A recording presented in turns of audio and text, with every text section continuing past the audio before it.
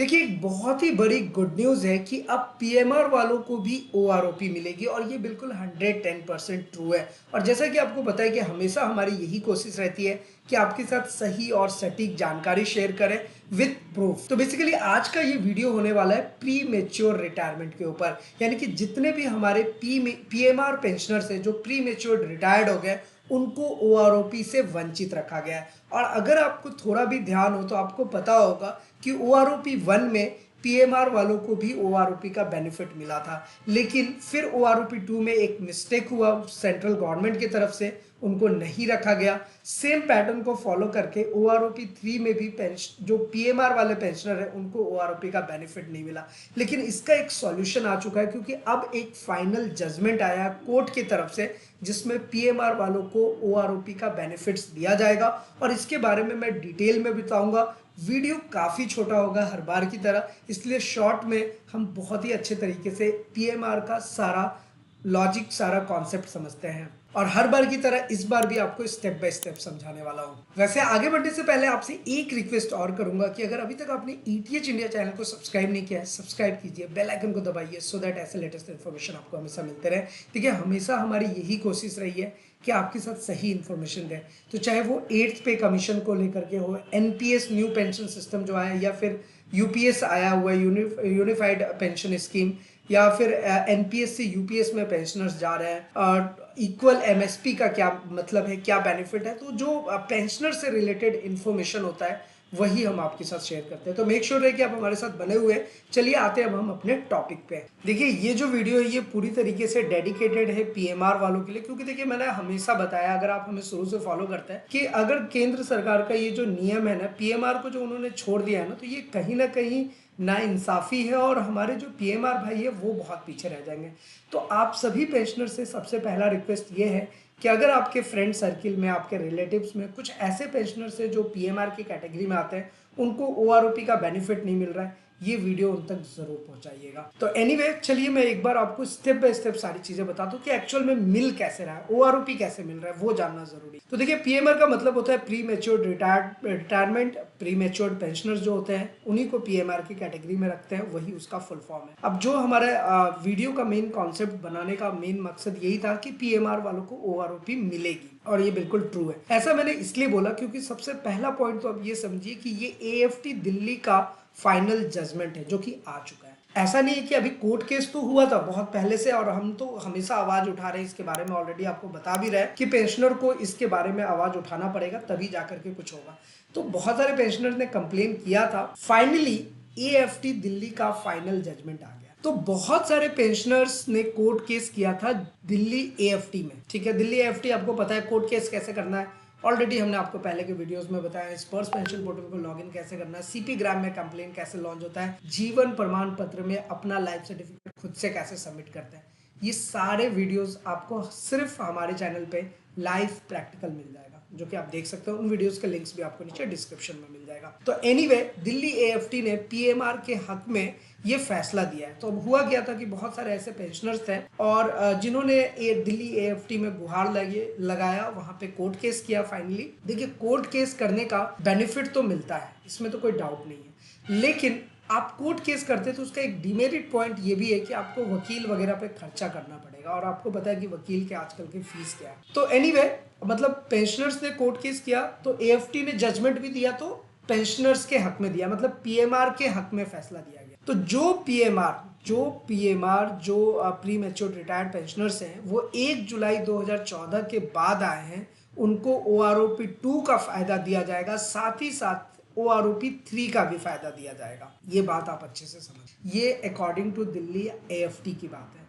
Delhi AFT ने ये बात बिल्कुल साफ कर दिया है कि अब देखिए, ये सारे पीएमआर के लिए तो लागू नहीं होता है। और एक पॉइंट और आपको क्लियर कर दूंगा, अभी आप पूरा समझेंगे तो, कि ये 1 जुलाई 2014 के बाद आए पेंशनर्स को ओआरओपी 2 और ओआरओपी 3 दिया जाएगा। ओआरओपी 1 वाला जो लेटर था उसके बारे में भी अभी हम डिस्कस करेंगे, फिलहाल ये आप समझ लीजिए। अब अकॉर्डिंग टू दिल्ली एएफटी, इसका बेसिस, इसका आधार की अगर हम बात करें तो क्या है कि देखिए, जो सेंट्रल गवर्नमेंट है आज के टाइम पर, जो हमारा केंद्र सरकार है, वो संविधान के आर्टिकल नंबर 14 का उल्लंघन कर रही है। अब संविधान का आर्टिकल नंबर 14 क्या है, ये हम सबको पता है, अनुच्छेद 14 समान हक की बात करता है। और ये देखिए ये आर्टिकल नंबर 14 का उल्लंघन कर रहा है। ये ऐसा नहीं कि कोई मैं अपने तरीके से आपको आकर के बोल दे रहा हूँ कि इन्होंने उल्लंघन किया है। ये दिल्ली एएफटी का कहना है। जब जजमेंट आया, जब उस जजमेंट का पेपर आप पढ़ेंगे तो उसमें उन्होंने साफ साफ लिखा है कि सेंट्रल गवर्नमेंट ने आर्टिकल नंबर 14 का उल्लंघन किया है। अब जाहिर सी बात है कि आर्टिकल नंबर 14 का उल्लंघन किया है तो यहाँ पर एक पॉइंट बनता है कि पूर्व सैनिकों को संविधान के अंदर नहीं ला रही है सरकार।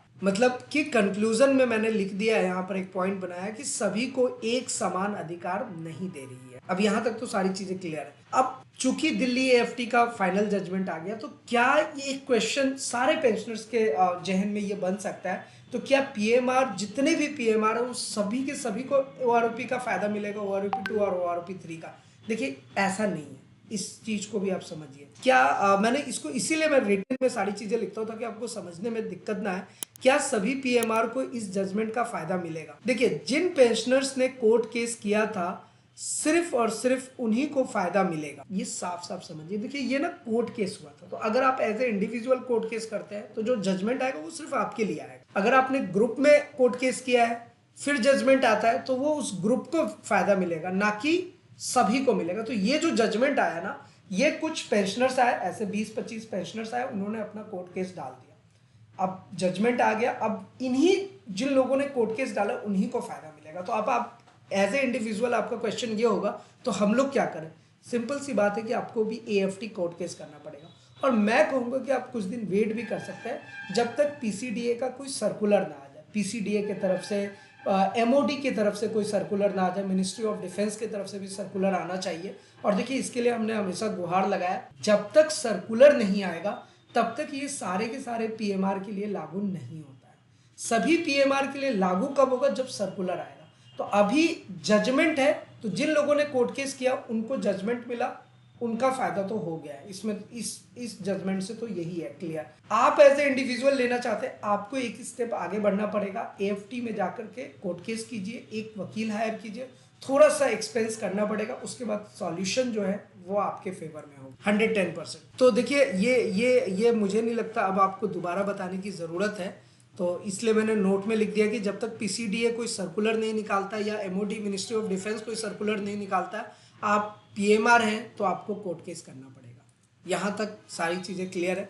अब थोड़ा सा मैं आपको एक डिटेल और बताना चाहता हूँ। जब ओआरओपी 1 का बेनिफिट मिला था ना, देखिए मैं 1 रैंक 1 पेंशन के लिए कितना संघर्ष हुआ है, कितने मतलब स्ट्रगल हुआ है, ये सारे पेंशनर समझ सकते हैं। जो हमारे पूर्व सैनिक थे जो ओआरओपी के लिए संघर्ष कर रहे थे, उनको तो दिल से सैल्यूट है, क्योंकि उनके बदौलत ही आज हम सभी पेंशनर को उसका फायदा मिल रहा है, अदरवाइज वो बेनिफिट आपको नहीं मिल पाता। तो अगर इसमें देखिए, इसमें भी एक कॉन्ट्राडिक्शन है। हमारे पास ऐसे कमेंट्स आते हैं, आप कोई बीजेपी सरकार को फेवर करता है, कोई कांग्रेस को फेवर करता है, कोई अदर पार्टीज को फेवर करते हैं। देखिए मेरा मूलभूत सवाल यही है कि आज के टाइम पर भी जो केंद्र सरकार है वो उसको आप इस तरीके से नहीं बढ़ा चढ़ा के बोली कि वो बहुत अच्छा काम नहीं कर रही है। आप इस चीज को समझिए कि ओआरओपी का जो विसंगतियां हैं ना, वो आज तक सॉल्व नहीं हो पाई है।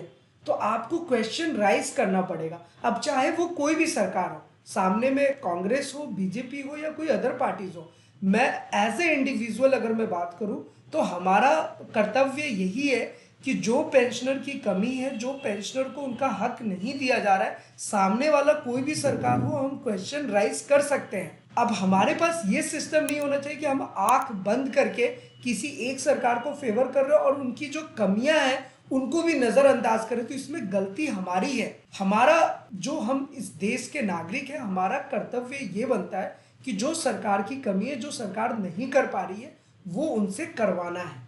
तो हमें ना पॉलिटिकली इन्वॉल्व नहीं होना है कि हम किसी पॉलिटिकली इन्वॉल्व नहीं होने का मतलब ये है कि हमें किसी एक पार्टी को मतलब कि आंख बंद करके फॉलो करने की जरूरत नहीं है। जहां पर मिस्टेक है, जहां पर कमी है, उसको शॉर्ट आउट करना, उसका सॉल्यूशन निकालना, ये सरकार का काम है, क्योंकि सरकार हम लोग बनाते हैं। तो हमें क्वेश्चन राइज करना चाहिए। वैसे आपका इस पॉइंट ऑफ व्यू क्या है वो आप हमारे साथ नीचे कमेंट करके शेयर कर सकते हैं। तो देखिए जब ओआरओपी 1 की मैं बात कर रहा हूँ, जब ओआरओपी 1 में बेनिफिट मिला था पीएमआर वालों को, तो वहां पर भी भारत सरकार ने कुछ रूल बनाए थे। ये मैं लेटर नंबर 7 नवंबर 2015 की बात कर रहा हूँ, जब लेटर आया था पीएमआर वालों के लिए। वो लेटर के बारे में भी हमने डिस्क्राइब किया हुआ है अपने चैनल पे। और यही हमारा मेन काम है कि हम जो भी चीज़ें आपको बताते हैं, कोशिश हमेशा यही रहती है कि आपके साथ प्रैक्टिकल इन्फॉर्मेशन शेयर करें, ताकि आपको कोई प्रॉब्लम फेस ना करना पड़े, और जो सही और सटीक जानकारी होती है वही हम आप तक लाते हैं। तो देखिए, पीएमआर को उस टाइम पे जो 7 नवंबर 2015 को लेटर हुआ आया था भारत सरकार की तरफ से ओआरओपी 1 बेनिफिट देने के लिए, तो वहां पर पीएमआर को फायदा, कुछ नियम ऐसे बनाए गए थे जिसमें पीएमआर को बेनिफिट नहीं मिलेगा, ऐसा उस रूल्स एंड रेगुलेशन के अकॉर्डिंग था। लेकिन देखिए, एक इसमें सबसे अच्छी बात यह है कि ये जो जजमेंट आया है ना दिल्ली एएफटी के तरफ से, इससे वो वाले जो पीएमआर है, जो लेटर नंबर 7 नवंबर 2015 को जो लेटर जारी किया गया था पीएमआर के लिए, और कहा गया था कि इन सारे पीएमआर को ओआरओपी का बेनिफिट नहीं दिया जाएगा, उनको भी इस दायरे में रख करके बेनिफिट मिल जाएगा। तो ये दिल्ली एएफटी के जजमेंट के अकॉर्डिंग हो रहा है। तो एज ए इंडिविजुअल आप कोर्ट केस कर सकते हैं, तब जाकर के आपको इसका बेनिफिट मिलेगा। और अगर आपके मन में किसी भी टाइप का सवाल है, क्वेश्चन है, क्वेरीज, आप नीचे कमेंट करके पूछ सकते हैं। साथ ही साथ अगर आप कोई अपना एडवाइस या सुझाव देना चाहते हैं, वो भी आप हमारे साथ शेयर कर सकते हैं। फिलहाल आज की इस वीडियो में इतना ही, फिर मिलते हैं किसी नेक्स्ट इंटरेस्टिंग वीडियो में। तब तक के लिए इस्लाम दुआ और प्रदाम शस्त्रेगा। कीप वॉचिंग, कीप स्माइलिंग, अपना और अपने साथ सबका ख्याल रखें। जय हिंद, वंदे मातरम।